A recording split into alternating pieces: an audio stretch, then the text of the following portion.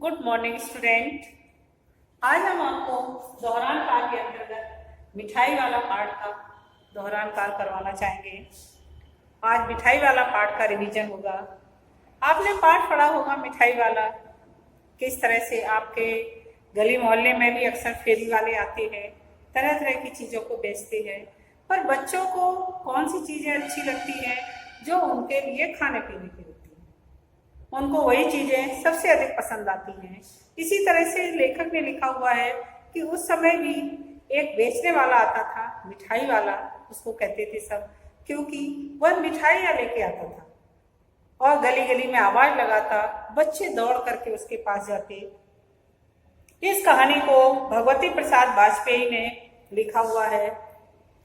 उन्होंने एक ऐसे प्रतिष्ठित व्यक्ति का चित्रण किया हुआ है जिसके पत्नी और बच्चों की असमय मृत्यु हो जाती है।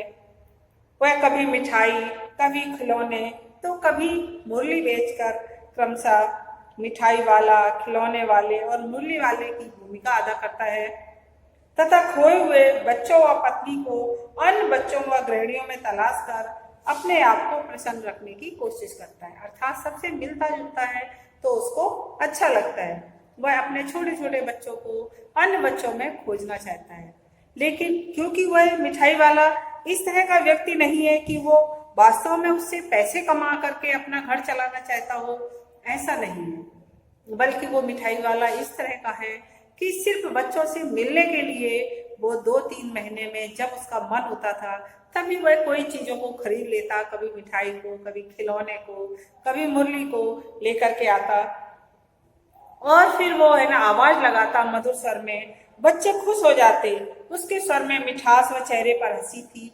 वह अपनी आवाज से बच्चों तथा गृहिणियों का मन मोह लेता था। बच्चे कहते थे, पूछते थे इसका दाम क्या है, ये कितने में दोगी। इस तरह से उनकी तोतली भाषा सुन करके उसको बहुत अच्छा लगता था और इसलिए वो जितने पैसे लगा करके उस सामान को खरीद के लाता था, उन्हीं पैसों में वह बच्चों को दे देता था। उसको बहुत अधिक इनकम करने के लिए नहीं था, बल्कि बच्चों से जब उसे अपने बच्चों की याद सताती थी तो वह उन्हीं बच्चों के से मिलने के लिए आ जाता था और उन बच्चों में उन्हें अपने बच्चे का रूप दिखाई देता था। इस तरह से वो मिलने के लिए आता। मुरली वाला अपनी मीठी आवाज और मनमोहक आवाज से आवाज लगाता। बच्चों को बहलाने वाला खिलौने वाला आया। उनके स्वयं के शब्दों को वह रोहड़ी से कहता। लोग उसके पास खरीदने आते। विजय बाबू करके एक व्यक्ति थे जो खरीदने के लिए आए। आदत के मुताबिक जब हम किसी से कोई चीज खरीदते हैं तो हमारा मन नहीं मानता है, चाहे वो कितने भी कम पैसे में दे रहा हो, लेकिन फिर भी हम उससे पैसे कम करने के लिए कहते हैं। मुरली वाला फिर भी कहता है कि साहब, जितने पैसे में मैं दे रहा हूँ इस पैसे में तुम्हें कहीं भी नहीं मिलेगी, लेकिन और सिर्फ मैं आपको इसी पैसे में दे रहा हूँ। विजय बाबू कहने लग जाते कि तुम यही शब्द सबसे बोलते हो और सबसे ज्यादा पैसे में चीज देने जाते हो।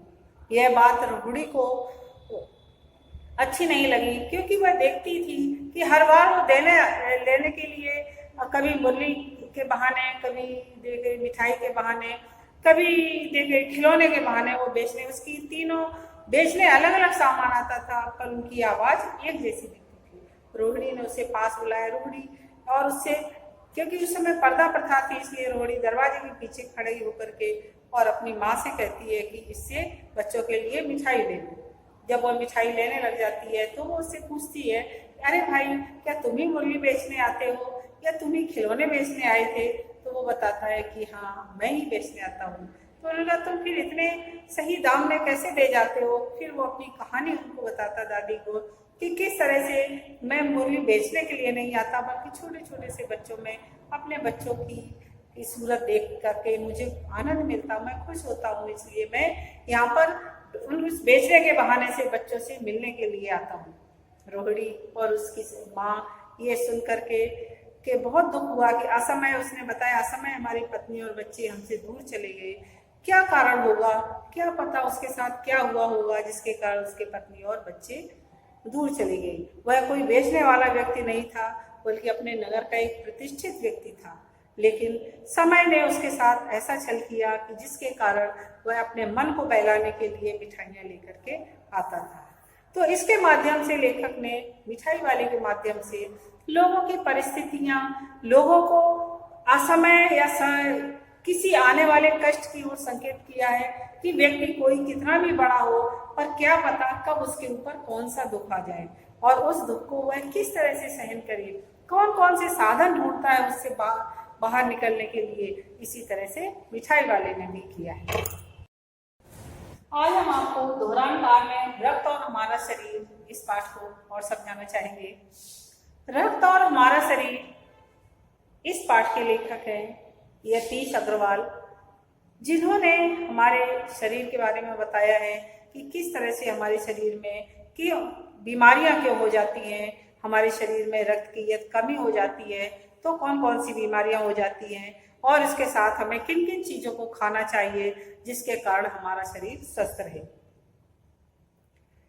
लेखक ने इसमें रक्त की विभिन्न विशेषताओं के बारे में समझाना चाहा है। उन्होंने बताया रक्त के दो भाग होते हैं, एक तरल भाग जिसे हम प्लाज्मा कहते हैं और उसमें छोटे छोटे कई तरह के कण होते हैं, कुछ लाल होते हैं, कुछ सफेद होते हैं, कुछ जिनके कोई रंग नहीं, रंगहीन कण होते हैं।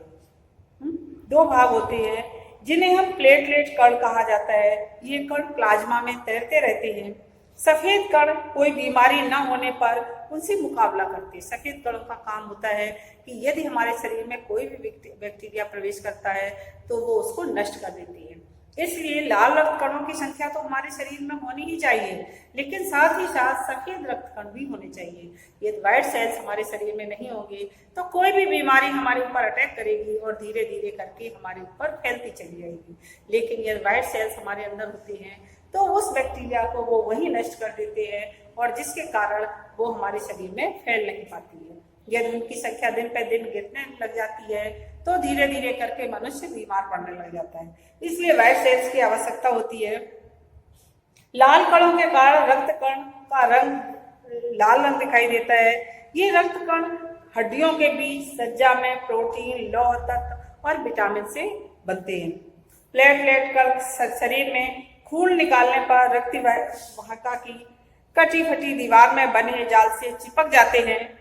परिणाम स्वरूप खून निकलना बंद हो जाता है। आपने देखा जब भी आपके चोट लग जाती है और खून बह रहा होता है, थोड़ी देर बाद आप देखते हैं कि उस चोट लगे हुए स्थान पर खून का थक्का जम जाता है, अर्थात खून जमने लग जाता है। और जब धीरे धीरे करके वो जम करके उस जहां से खून निकल रहा होता है उसको कवर कर लेता है और इसके बाद वो खून निकलना बंद हो जाता है। तो ये प्रक्रिया भी शरीर में अति आवश्यक है। खून निकलना बंद हो जाता है। रक्त की कमी होने पर रोगी को खून चढ़ाया जाता है। ये आपको पता होना चाहिए कि जिनके ये रक्त का थक्का बनने की प्रक्रिया शरीर में नहीं होती है, उनके निरंतर खून निकलता ही रहता है, वो बहना बंद नहीं होता है, जिससे उनके शरीर में रक्त की कमी आ जाती है। तो शरीर की ये प्रक्रिया भी जरूरी है कि जैसे ही रक्त निकलना शुरू होता है वो ऊपर की सतह पर आकर के वो रक्त कण जमने लग जाते हैं और यह जमने की प्रक्रिया जितनी अधिक तेज होगी वो उस होल को कवर कर लेंगे और इसके बाद वो बाहर नहीं निकलेगा खून। तो जिस रोगी के भी शरीर में रक्त की कमी हो जाती है तो रक्त चढ़ाना पड़ता है। 18 वर्ष की उम्र तक इससे बाद व्यक्ति रक्तदान कर, 18 वर्ष से कम उम्र के बच्चे रक्तदान नहीं कर सकते हैं, उससे ज्यादा के बच्चे रक्तदान कर सकते हैं। इसके बाद 50 वर्ष से ऊपर के लोगों को रक्तदान के लिए मनाही होती है। किसी रोगी का रक्त उसके रक्त वर्ण के अनुसार ही चढ़ाया जाता है। जैसे आपने सुना होगा कि रक्त कई प्रकार के होते हैं, A positive, B positive, O positive, O negative, A negative, B negative, A B plus positive, A B plus negative, इस तरह से कई तरह के रक्त होते हैं। यदि आपके शरीर का रक्त ए पॉजिटिव है तो आपको यदि शरीर में रक्त की कमी होती है और रक्त चढ़ाना पड़ता है तो आपके लिए ए पॉजिटिव ही रक्त चाहिए। तो इस तरह से ए बी पॉजिटिव जिनका रक्त होता है, कहा जाता है कि वो किसी और को भी अपने रक्त को चढ़वा सकते हैं, और ओ पॉजिटिव जिनका होता है उनका रक्त सभी वर्ग के लोगों के ऊपर चढ़ाया जा सकता है। लेकिन वो खुद यदि किसी तरह से उन्हें जरूरत होती है तो उन्हें ओ पॉजिटिव ही रक्त चाहिए। रक्त अधिक दान करने पर कुछ ही दिनों में हमें ये लगता है है कि यदि जब हम रक्तदान करते हैं यदि, तो रक्तदान करने के बाद हमें 6 महीने तक रक्त को दान करने के लिए मना किया जाता है कि 6 महीने बाद ही रक्तदान कर सकते हैं। लेकिन यदि हमने रक्तदान किया है तो उसकी रिकवरी 15-20 दिन में वापस हो जाती है। हमारे जो पुराने सेल्स पड़े हुए होते हैं वो रक्त के निकल जाते हैं और धीरे धीरे करके उनमें नया रक्त जम जाता है, जो हमारे शरीर को और अधिक स्वस्थ रखता है। इसलिए समय समय पर हमें रक्तदान करते रहना चाहिए। ये उपकार का काम भी है और दूसरे हमारे शरीर को भी स्वस्थ रखने का भी एक तरीका है, क्योंकि जो रक्त कण होते हैं धीरे धीरे करके पुराने रक्त कण जो 6 महीने से ज्यादा के हो जाते हैं वो नष्ट होने लग जाते हैं और वो फिर उसी में जमते रहते हैं। यदि वो रक्त कण शरीर से बाहर निकल जाते हैं तो नया रक्त उसमें आसानी से आ जाता है, जो शरीर को लाभदायक होता है। कहा जाता है कि कुछ ही दिनों में हमारा शरीर दोबारा खून बना देता है। एक मनुष्य के शरीर में लगभग 5 लीटर खून होता है। बहुत अधिक खून नहीं होता है, हम समझते बहुत खून भरा हुआ था और बहुत फैला, ऐसा नहीं है। 5 या 6 के बीच में ही होता है। रक्तदान के समय एक बार में 300 ml ही रक्त लिया जाता है। ऐसा नहीं कि यदि रक्तदान करने के लिए आप पहुंचे तो आपके शरीर में 1-2 लीटर रक्त निकाल लिया जाए, नहीं। व्यक्ति कितना भी स्वस्थ होता है उसके शरीर से 300 ml रक्त ही निकाला जाता है। इस तरह से हमें रक्तदान से कभी घबराना नहीं चाहिए। यह एक पुण्य का काम है और इसे हमें करते रहना चाहिए। जो जरूरतमंदों को उससे लाभ मिल सके या किसी को अब बहुत अर्जेंट जरूरत आ जाती है, जैसे हमारे देश के सैनिक युद्ध में घायल हो जाते हैं तो उनके ऊपर रक्त चढ़ाने की अति आवश्यकता होती है। उस समय उन्हें रक्त की जरूरत होती है। यदि हमने रक्तदान किया है तो उनको हम जीवन दान दे सकते हैं। यह सड़क दुर्घटना, अनेक तरह की दुर्घटनाओं में व्यक्ति जो मरते हैं उनको तुरंत रक्त की जरूरत होती है। यदि हमने अपने रक्त को दान किया हुआ है तो हो सकता है उस रक्तदान से उस व्यक्ति का जीवन बचाया जा सके। इसलिए हमें समय समय पर रक्तदान करते रहना चाहिए। रक्तदान करने से हमारे शरीर में किसी भी तरह की कोई कमी नहीं आती है, बल्कि पुराना यदि रक्त निकल जाता है तो नया रक्त उसी ही स्पीड से बढ़ता है और तुरंत 15-20 दिन में रिकवर हो जाता है।